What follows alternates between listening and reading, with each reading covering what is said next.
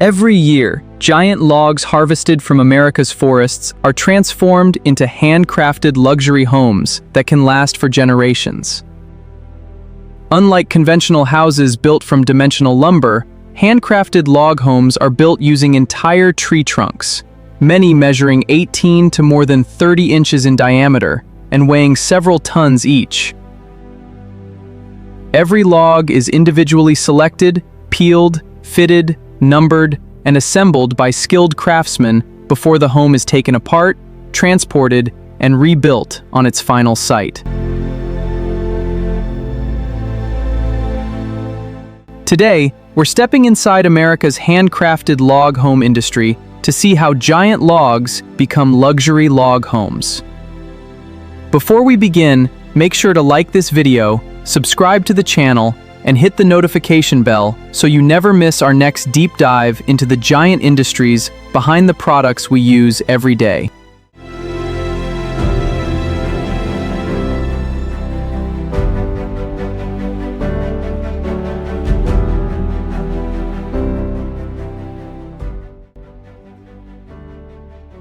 The process begins in the forest.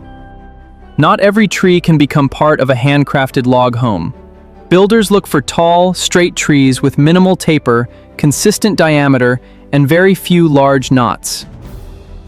Douglas fir, western red cedar, lodgepole pine, Engelmann spruce, and ponderosa pine are among the most commonly selected species because they combine strength, durability, and attractive grain patterns. Foresters identify suitable stands before logging begins. Only trees meeting the required diameter, straightness, and quality are marked for harvest. Once the harvest area is prepared, mechanized logging equipment enters the forest. There she goes. Cleaned up. Nice little job there, Rick.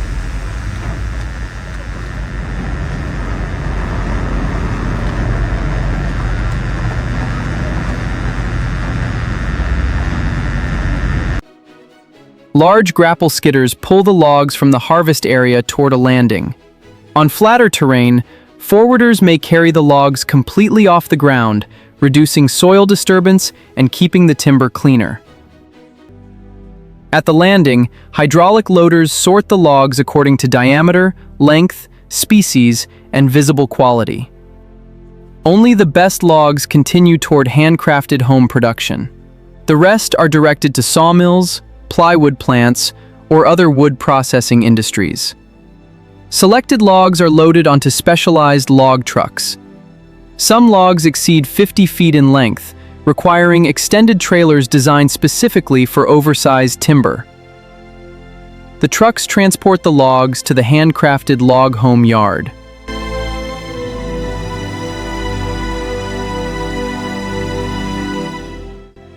The first operation is peeling.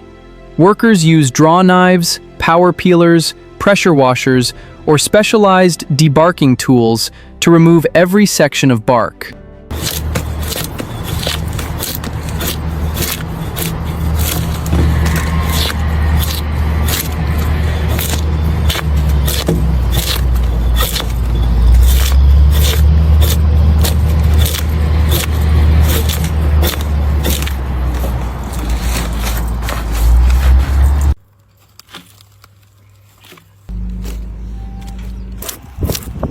Builders cut handcrafted saddle notches, Scandinavian notches, or other traditional joinery, depending on the design.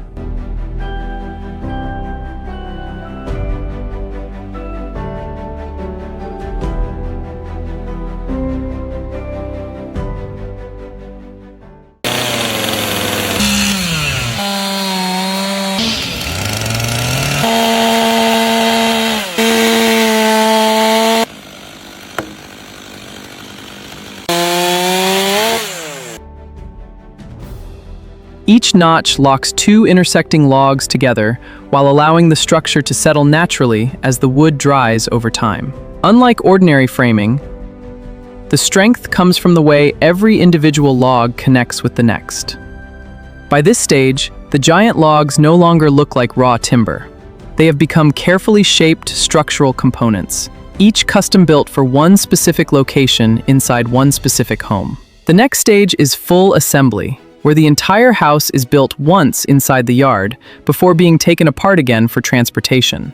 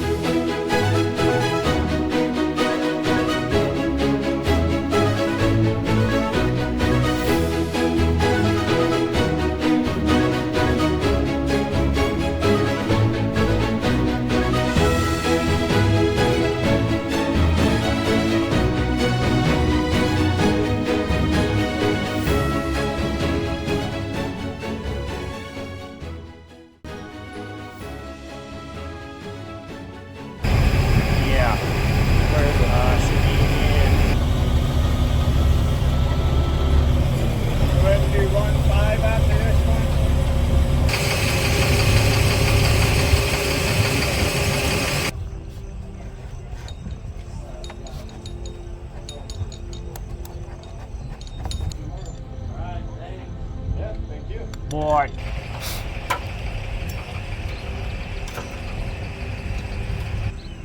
Okay.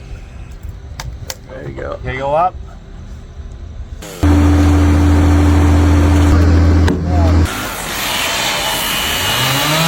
Once every wall log has been individually shaped, the entire house is assembled for the first time. This is called the yard assembly. Before the home is ever delivered to the customer, builders construct the entire structure inside the workshop.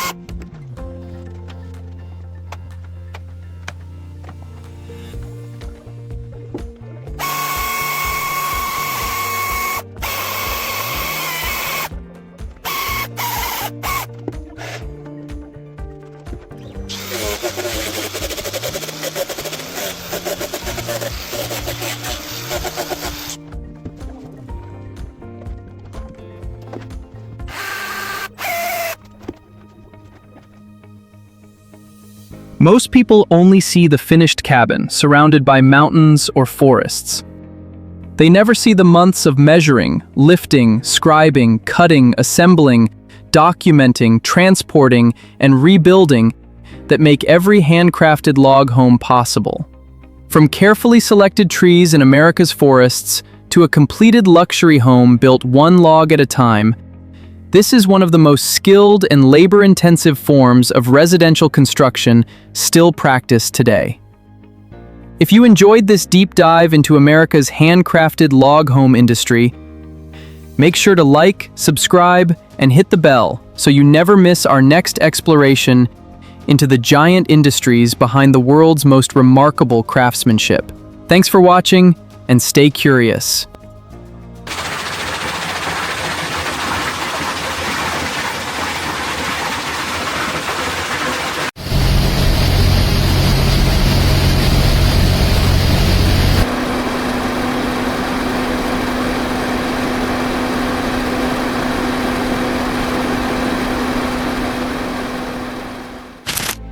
Millions of American homes stay warm and cozy thanks to a material that few people ever think about: rock wool insulation. Rock wool, also called stone wool, is one of the most effective and sustainable insulation materials in the world. It's fire-resistant, water-repellent, sound-absorbing, and incredibly durable. And the best part? It's made almost entirely from natural stone, basalt, combined with recycled slag from steel mills. Today, we'll take you inside the supergiant rock wool factory, where raw basalt is transformed into high-tech insulation, step by step.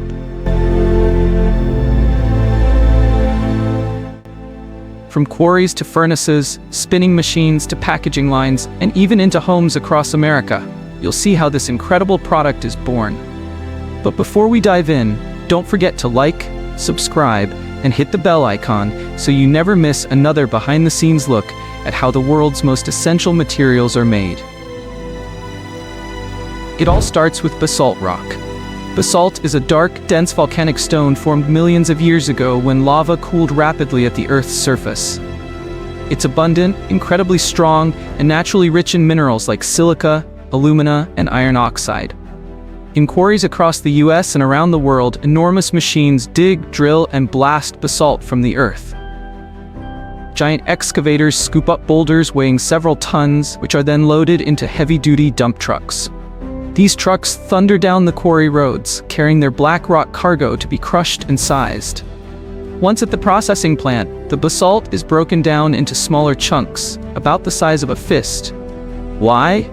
Because these chunks are easier to feed into the furnaces that will melt them.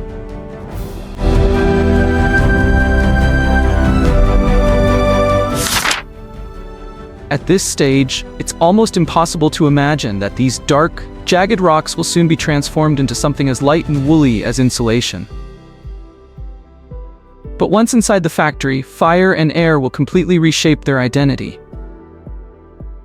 Inside the supergiant rock wool factory, the first jaw-dropping step is the melting process.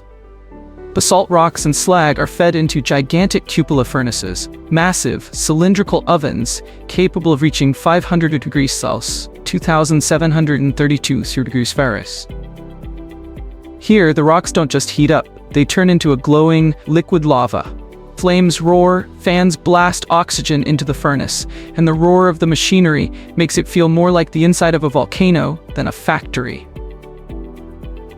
This is no coincidence. Engineers are literally recreating volcanic conditions to melt rock back into magma.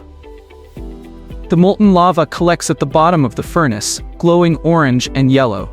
It's tapped continuously through a spout and flows like honey into the next stage of production.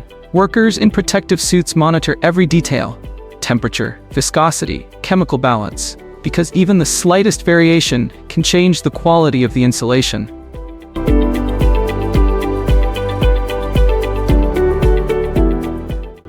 Watching solid stone transform into liquid fire is breathtaking.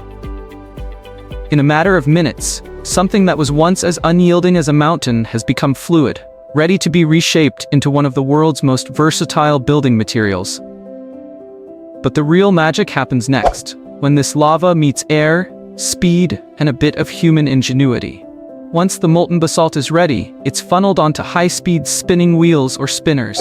Imagine a cotton candy machine, but on a scale so massive it makes your head spin. As the lava hits the spinning wheels, it's thrown outward in thin streams. Cold air blasts across these streams, solidifying them instantly into fine fibers. In seconds, the lava is no longer liquid. It's transformed into strands of stone wool as thin as a human hair.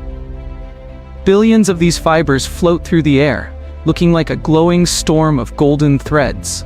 Giant suction systems capture and guide them onto conveyor belts, where they form thick mats. But these mats are still loose and fragile. To strengthen them, a special binder is sprayed onto the fibers. This binder, often resin-based, holds the fibers together once they're cured. The mats are then layered, compressed, and passed through curing ovens. These ovens heat the mats to set the binder, locking the fibers into a solid, stable structure.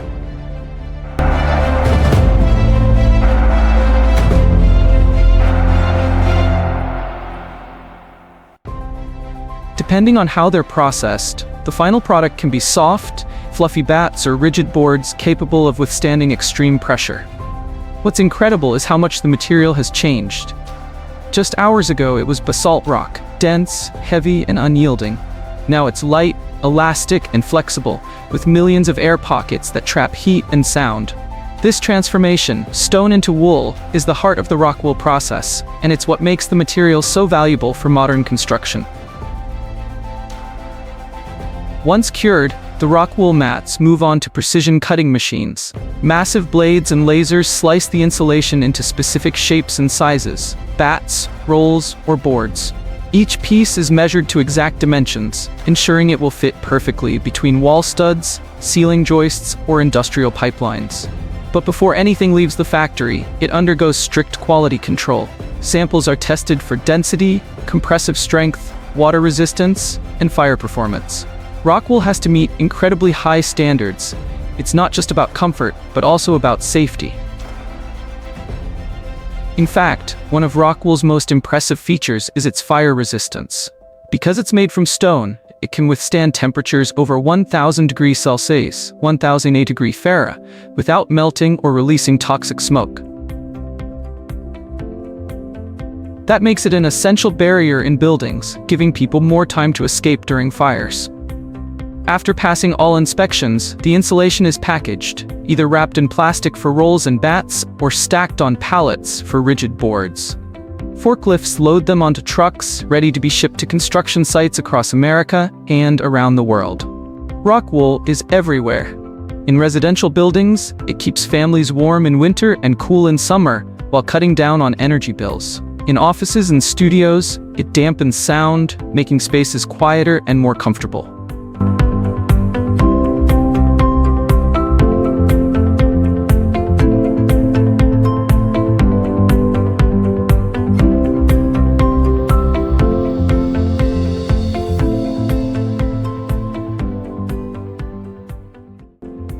In industrial settings, it insulates pipes, furnaces, and equipment, protecting workers and saving energy. It's also eco-friendly. Up to 40% of the raw material can come from recycled slag, and the product itself can be recycled indefinitely. Plus, by improving building efficiency, rock wool saves millions of tons of carbon emissions each year. If you enjoyed this deep dive into the supergiant rock wool factory, don't forget to like this video, subscribe to our channel, and turn on notifications. Your support helps us bring you more behind-the-scenes documentaries about the industries, factories, and technologies that shape our world. Stay curious, and we'll see you in the next video.